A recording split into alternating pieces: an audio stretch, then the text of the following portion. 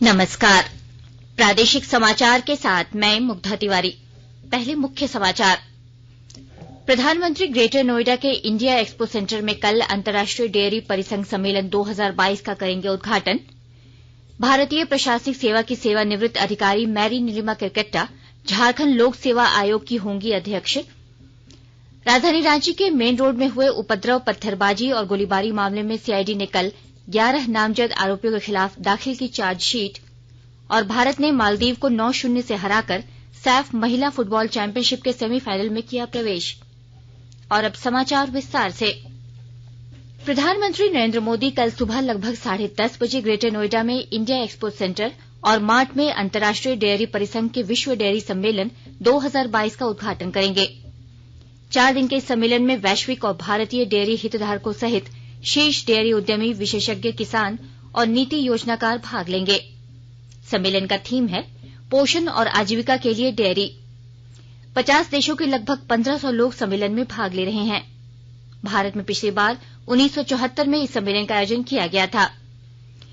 प्रधानमंत्री की परिकल्पना के अनुसार सरकार ने डेयरी क्षेत्र के हित में कई उपाय किए हैं, जिससे पिछले 8 वर्ष में देश में दुग्ध उत्पादन में 44% से अधिक की वृद्धि हुई है। सम्मेलन में भारतीय डेयरी उद्योग की सफलता की गाथा प्रदर्शित की जाएगी। भारतीय डेयरी उद्योग वैश्विक दुग्ध उत्पादन में 23% का योगदान देता है और वार्षिक लगभग 21 करोड़ टन दुग्ध उत्पादन और 8 करोड़ डेयरी किसानों का सशक्तीकरण करता है। इस सम्मेलन में भारतीय डेयरी किसानों को विश्व की सर्वोत्तम कार्य प्रणालियों की जानकारी मिलेगी। प्रधानमंत्री नरेंद्र मोदी ने सभी राज्यों से अमृतकाल में भारत को विज्ञान और प्रौद्योगिकी का वैश्विक केंद्र बनाने के लिए मिलकर काम करने का आग्रह किया है। श्री मोदी ने कहा कि भारत चौथी औद्योगिक क्रांति की ओर बढ़ रहा है। उन्होंने कल वीडियो कॉन्फ्रेंसिंग के माध्यम से अहमदाबाद की साइंस सिटी में 2 दिन के केंद्र राज्य विज्ञान सम्मेलन के उद्घाटन के बाद यह बात कही। प्रधानमंत्री ने कहा कि उनकी सरकार विज्ञान आधारित विकास की दिशा में काम कर रही है। उन्होंने कहा कि 2014 से विज्ञान तथा प्रौद्योगिकी के क्षेत्र में निवेश में काफी वृद्धि हुई है। प्रधानमंत्री ने कहा कि जब देश अपने वैज्ञानिकों की उपलब्धियों का जश्न मनाता है तो विज्ञान समाज और संस्कृति का हिस्सा बन जाता है। श्री मोदी ने कहा कि आज का नया भारत जय जवान, जय किसान, जय विज्ञान और जय अनुसंधान के मंत्र के साथ आगे बढ़ रहा है। सम्मेलन का आयोजन नवाचार और उद्यमिता को बढ़ावा देने में केंद्र राज्य समन्वय और सहयोग तंत्र को मजबूत करने के लिए किया गया है। देशव्यापी टीकाकरण अभियान के तहत अब तक 214 करोड़ 92 लाख से अधिक कोविड रोधी टीके लगाए जा चुके हैं। कल 14 लाख से अधिक टीके लगाए गए। स्वास्थ्य मंत्रालय ने बताया कि अब तक 102 करोड़ 37 लाख से अधिक लोगों को कोविड रोधी टीके की पहली डोज और 94 करोड़ 49 लाख से अधिक को टीके की दूसरी डोज लगाई जा चुकी है। मंत्रालय ने बताया कि स्वास्थ्य कर्मियों, अग्रिम पंक्ति के कर्मियों और 18 वर्ष से अधिक की आयु के 18 करोड़ से अधिक लोगों को एहतियाती डोज लगाई जा चुकी है। आकाशवाणी अनूठी पहल के साथ स्वतंत्रता के 75 वर्ष का उत्सव मना रहा है। इसका शीर्षक है आजाद भारत की बात आकाशवाणी के साथ।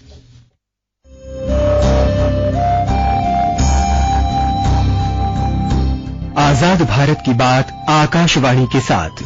स्वतंत्रता के 75 वर्ष का उत्सव, जीवंत यात्रा की स्मृतियां, स्वतंत्र भारत की उपलब्धियां और कुछ रोमांचक पल। तो आप भी जुड़िए और सुनना न भूलें 15 अगस्त से प्रतिदिन हमारे FM गोल्ड 100.1 और दूसरे चैनलों पर आजाद भारत की बात आकाशवाणी के साथ।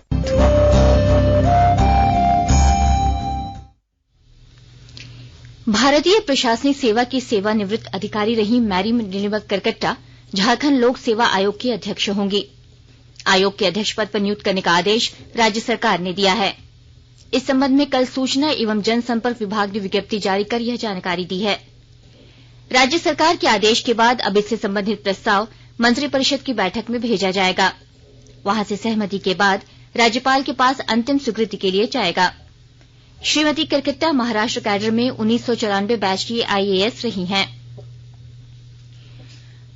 झारखंड मंत्रिमंडल की बैठक रांची स्थित प्रोजेक्ट भवन में 14 सितंबर को होगी। बैठक में कई महत्वपूर्ण प्रस्तावों पर मुहर लगने की संभावना है। हाल के दिनों में कैबिनेट में हेमंत सरकार ने पुरानी पेंशन बहाल करने सहित कई अहम निर्णय लिए हैं। इसके अलावा कई विभिन्न संगठन के सदस्यों ने सीएम से मुलाकात की थी, इस दौरान उन्होंने मांगों को लेकर कई आश्वासन दिए हैं। झारखंड गृह विभाग ने झारखंड पुलिस के 6 आईपीएस अधिकारियों की सूची यूपीएससी को भेज दी है। इनमें एसएन प्रधान, अजय कुमार सिंह, अनिल पाल्टा, अनुराग गुप्ता, प्रशांत सिंह और आरके मलिक का नाम शामिल है। जानकारी के अनुसार एसएन प्रधान केंद्रीय नियुक्ति पर हैं और फिलहाल एनसीआरबी के महानिदेशक हैं, जबकि Ajay Kumar Singh DG Jharkhand police housing, Anurag Gupta DG training, Anil Palta DG rail, Prashant Singh ADG JAP और आरके मलिक एडीजी वायरलेस के पद पर नियुक्त हैं। डीजीपी की नियुक्ति के लिए गृह विभाग कम से कम 5 नाम की अनुशंसा यूपीएससी से करती है। यूपीएससी इनमें से 3 नाम सरकार को बताती है और उनमें से किसी एक को डीजीपी नियुक्त किया जाता है। उल्लेखनीय है कि वर्तमान डीजीपी नीरज सिन्हा 11 फरवरी 2023 तक अपने पद पर बने रहेंगे। झारखंड सरकार ने ब्रिटेन की महारानी एलिजाबेथ द्वितीय के निधन पर दुख व्यक्त करते हुए आज उनके सम्मान में 1 दिवसीय राजकीय शोक मनाने का निर्णय लिया है। यह निर्णय भारत सरकार द्वारा दिशा निर्देश के आलोक में लिया गया है। आज झारखंड के सभी भवनों जहां नियमित रूप से राष्ट्रीय ध्वज फहराए जाते हैं, वहां पर राष्ट्रीय ध्वज आधे झुके रहेंगे। किसी भी प्रकार के राजकीय समारोह का आयोजन नहीं किया जाएगा। इस संबंध में मंत्रिमंडल सचिवालय और समन्वय विभाग ने राज्य के सभी प्रमंडलीय आयुक्त, उपायुक्त, वरीय पुलिस अधीक्षक और पुलिस अधीक्षक को दिशा निर्देश दिया है। आकाशवाणी के ताजा तरीन समाचारों के लिए आप हमारी वेबसाइट newsonair.com पर लॉग ऑन कर सकते हैं। ताजा समाचार Twitter handle @AIR News Alerts और Facebook page all India radio news पर भी उपलब्ध है। आप प्रादेशिक समाचार एकांश के ट्विटर हैंडल @AIR News _ और फेसबुक, इंस्टाग्राम पेज तथा YouTube channel AIR news Ranchi पर भी हमारे बुलेटिन सुन सकते हैं। प्रादेशिक समाचार आप आकाशवाणी रांची से सुन रहे हैं और अब पेश है कोरोना से बचाव के कुछ संदेश। कोविड-19 से बचाव और सुरक्षित रहने के 3 उपाय। मास्क लगाएं, 2 गज दूरी है जरूरी, सुरक्षित दूरी रखें, हाथ और मुंह साफ रखें।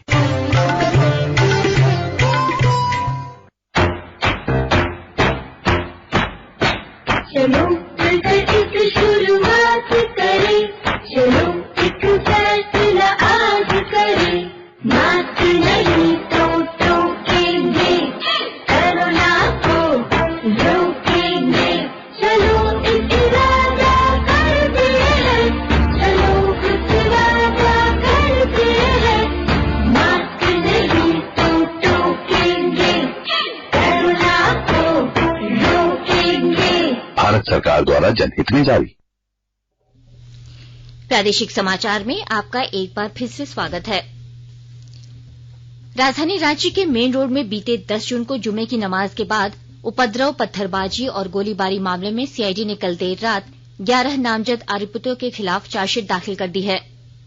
इनके अलावा चार्जशीट में दोनों मृतकों के नाम भी शामिल है, जिनके उपद्रव के दौरान गोली लगने से मौत हुई थी।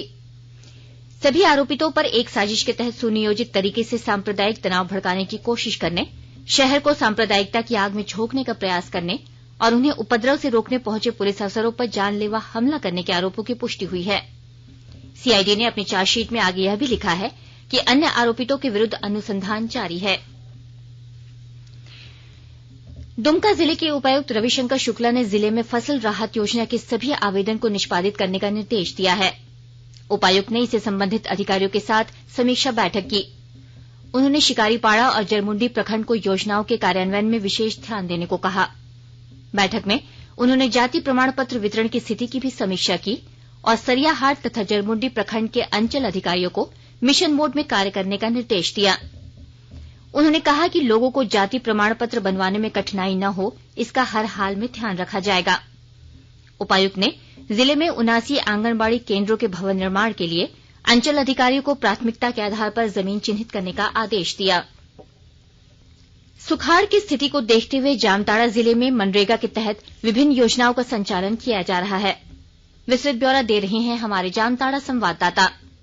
सुखाड़ की स्थिति को देखते हुए जामताड़ा जिले में मनरेगा के तहत विभिन्न योजनाओं का संचालन किया जा रहा है ताकि अधिक से अधिक मजदूरों को काम मिल सके। मनरेगा के माध्यम से जिले के सभी 6 प्रखंडों नारायणपुर, करमाटांड़, जामताड़ा, नाला, कुंडहित एवं फतेहपुर प्रखंड क्षेत्रों में मिट्टी मोरम सड़क निर्माण, टीसीबी, आम बागवानी सहित अन्य रोजगारोन्मुखी योजनाएं संचालित की जा रही है। उप विकास आयुक्त अनिल लकड़ा ने स्वयं प्रखंड क्षेत्रों का भ्रमण कर मनरेगा के तहत संचालित योजनाओं के माध्यम से अधिक मजदूरों को रोजगार उपलब्ध कराने का निर्देश दिया है। मजदूरों को उनके गांव के आसपास काम मिलने से वे राहत महसूस कर रहे हैं। सुभाष प्रसाद सिंह, आकाशवाणी समाचार, जामताड़ा। दुमका जिले में बाल नशाखोरी और बाल अपराध को नियंत्रित करने के लिए अनुमंडल दंडाधिकारी महेश्वर महतो ने भारतीय दंड प्रक्रिया संहिता की धारा 133 का इस्तेमाल करते हुए जिले के सभी दवा व्यवसायियों के लिए गाइडलाइन जारी किया है। दवा व्यवसायियों को आदेश दिया गया है कि वे कफ सिरप समेत सभी दवाइयों के खरीदारों का ब्यौरा रखें। इस आदेश का पालन नहीं करने वाले दुकानदारों के खिलाफ कानूनी कार्रवाई की जाएगी।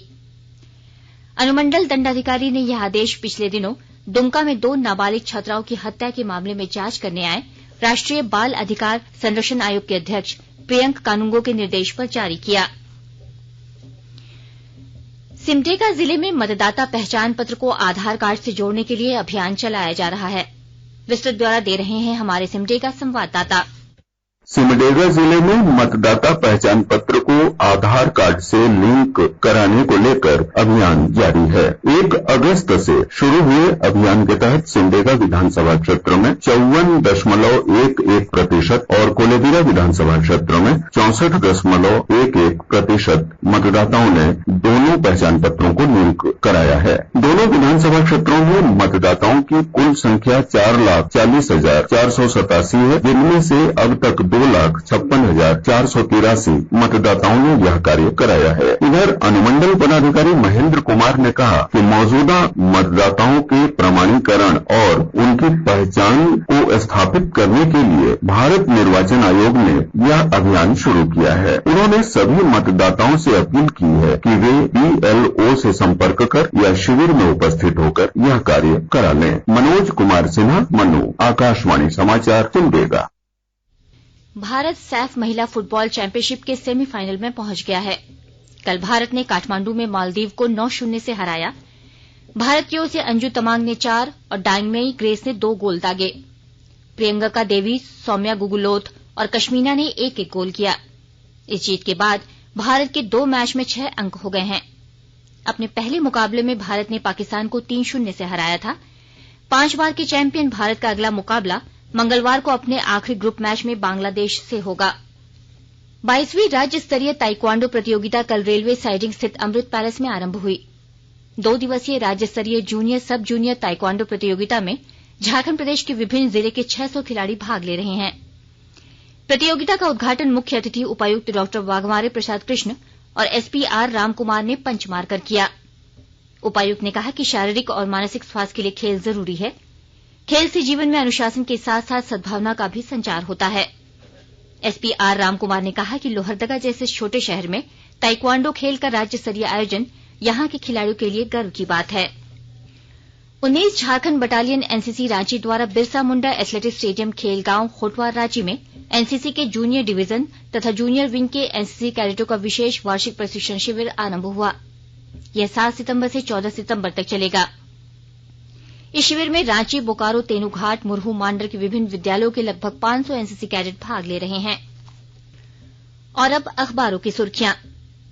राज्य से प्रकाशित होने वाले लगभग सभी अखबारों ने गेमिंग ऐप प्रमोटर पर ईडी के छापे में करोड़ों रुपए जब्त किए जाने की खबर को प्रमुखता से छापा है। वहीं राज्य सरकार द्वारा पूर्व IAS अधिकारी मेरी नीलिमा करकट्टा को JPSC की अध्यक्ष नियुक्त किए जाने पर कार्रवाई के आदेश की खबर को प्रमुखता से प्रकाशित किया है। प्रभात खबर ने लिखा है, गेमिंग ऐप मामले में कोलकाता में ईडी का छापा, रुपए 18 करोड़ जब्त। हिन्दुस्तान अखबार ने अपने मुख्य पृष्ठ पर लिखा है, मेरी नीलिमा करकट्टा होंगी JPSC की नई अध्यक्ष। दैनिक भास्कर ने भी अपनी हेडलाइन बनाते हुए लिखा है, गेमिंग ऐप धोखाधड़ी केस में ईडी का कोलकाता में छापा, 17 करोड़ नकदी जब्त। दैनिक जागरण लिखता है, भारतीय मरीजों पर बेअसर हो रही हैं एंटीबायोटिक दवाएं। अंग्रेजी अखबार द टाइम्स ऑफ इंडिया ने लिखा है, ईडी ने गेमिंग ऐप के छापेमारी में 17 करोड़ रुपए किए जब्त। और हिंदुस्तान टाइम्स ने प्रधानमंत्री के हवाले से लिखा है, अनुसंधान और नवाचार का वैश्विक केंद्र बनेगा भारत। अंत में मुख्य समाचार एक बार फिर। प्रधानमंत्री ग्रेटर नोएडा के इंडिया एक्सपो सेंटर में कल अंतर्राष्ट्रीय डेयरी परिसंघ सम्मेलन 2022 का करेंगे उद्घाटन। भारतीय प्रशासनिक सेवा की सेवानिवृत्त अधिकारी मैरी नीलिमा करकट्टा झारखंड लोक सेवा आयोग की होंगी अध्यक्ष। राजधानी रांची के मेन रोड में हुए उपद्रव, पत्थरबाजी और गोलीबारी मामले में सीआईडी ने कल 11 नामजद आरोपियों के खिलाफ दाखिल की चार्जशीट। और भारत ने मालदीव को 9-0 से हराकर सैफ महिला फुटबॉल चैंपियनशिप के सेमीफाइनल में किया प्रवेश। इसके साथ ही आकाशवाणी रांची से प्रादेशिक समाचार का ये बुलेटिन समाप्त हुआ। नमस्कार।